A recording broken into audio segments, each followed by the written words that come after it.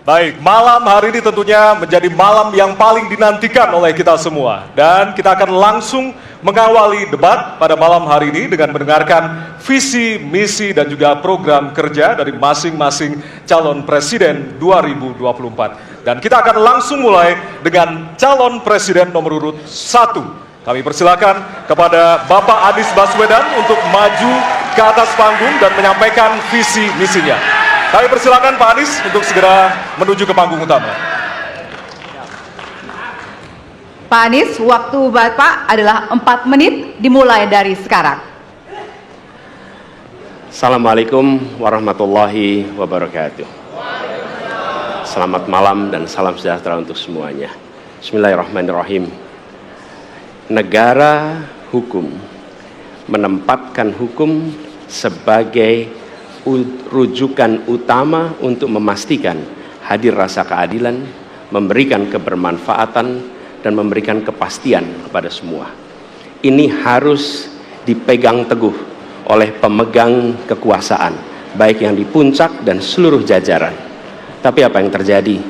Banyak aturan ditekuk sesuai dengan kepentingan yang sedang memegang kekuasaan. Apakah ini akan diteruskan? Tidak. Ini harus diubah, ini harus dikembalikan. Kemudian kita menyaksikan betapa pada hari-hari ini tatanan ketika kita menyelenggarakan pemerintahan sering tidak sesuai dengan prinsip-prinsip hukum yang kita pegang. Karena itulah kami melihat perubahan ini harus kita kembalikan. Negara ini adalah negara hukum, bukan negara kekuasaan. Dalam negara hukum, kekuasaan diatur oleh hukum. Dalam negara kekuasaan, hukum diatur oleh penguasa. Dan kita tidak menginginkan itu terjadi. Pada saat ini, kalau kita lihat hukum itu harusnya tegak begini. Inilah hukum. Dalam kenyataannya, dia bengkok.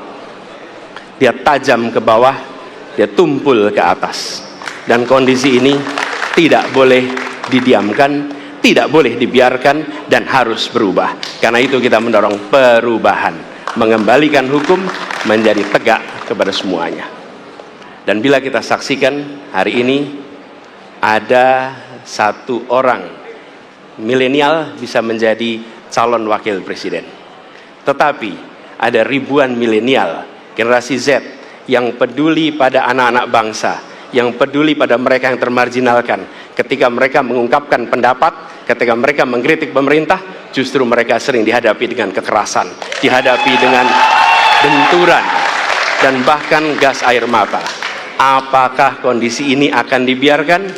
Tidak, kita harus lakukan perubahan. Oleh karena itu, kami memperhatikan ini sebagai hal-hal yang mendasar. Yang tak kalah penting, ini kedua nih, yang tak kalah penting. Kita menyaksikan pada saat ini ada peristiwa seperti peristiwa Ibu Mega.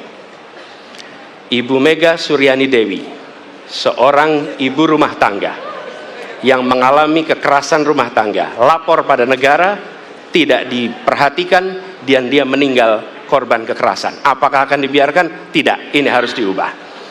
Dan tidak kalah penting, hadir bersama saya di sini ayahnya Harun Ar-Rasyid.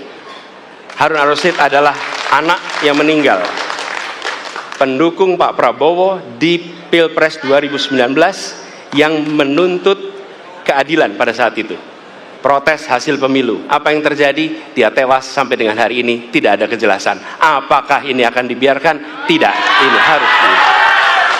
Karena itu kami mendedikasikan diri hadir untuk memberikan komitmen bahwa dari puncak sampai ke bawah kami akan tegakkan hukum pada siapa saja. Kami kembalikan marwah kehidupan bernegara yang menempatkan hukum sebagai tempat yang paling tinggi. Dan ketentuan itu berlaku kepada semua, termasuk ketika menyangkut urusan ASN, menyangkut urusan TNI dan Polri. Terima kasih. Assalamualaikum warahmatullahi wabarakatuh.